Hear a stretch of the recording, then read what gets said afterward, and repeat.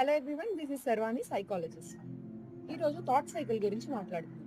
Thought సైకిల్లో 3 important aspects ఉంటాయి. First is thoughts, that is within our brain.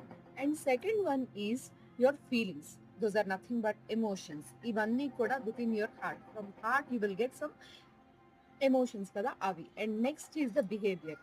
ఈ thoughts feelings వల్ల మనం ఎక్సిబిట్ చేసే బిహేవియర్ ఉంటుంది కదా, అదే. Those are nothing but our actions. ఇప్పుడు జనరల్లీ ఒక మనిషి వచ్చారు మన దగ్గరికి, వాళ్ళు వచ్చి ఒకటి మనతో మాట్లాడగానే మనకి వెంటనే we will try to react.